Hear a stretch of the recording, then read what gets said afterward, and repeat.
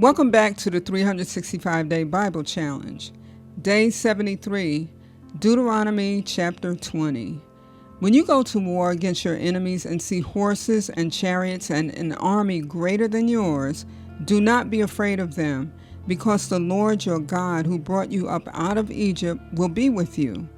When you are about to go into battle, the priest shall come forward and address the army.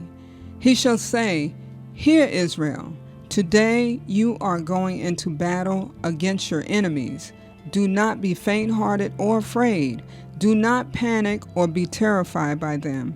For the Lord your God is the one who goes with you to fight for you against your enemies to give you victory." The officers shall say to the army, "Has anyone built a new house and not yet begun to live in it? Let him go home, or he may die in battle and someone else may begin to live in it. Has anyone planted a vineyard and not begun to enjoy it? Let him go home, or he may die in battle and someone else enjoy it.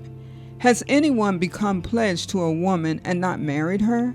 Let him go home, or he may die in battle and someone else marry her." Then the officers shall add, "Is anyone afraid or faint-hearted?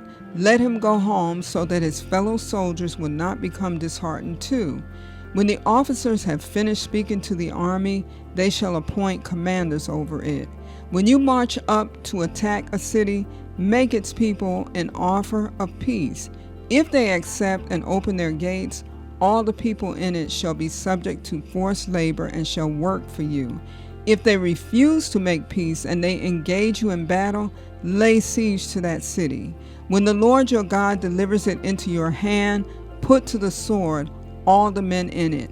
As for the women, the children, the livestock, and everything else in the city, you may take these as plunder for yourselves, and you may use the plunder the Lord your God gives you from your enemies. This is how you are to treat all the cities that are at a distance from you and do not belong to the nations nearby. However, in the cities of the nations the Lord your God is giving you as an inheritance, do not leave alive anything that breathes. Completely destroy them. The Hittites, Amorites, Canaanites, Perizzites, Hivites, and Jebusites, as the Lord your God has commanded you. Otherwise, they will teach you to follow all the detestable things they do in worshiping their gods, and you will sin against the Lord your God.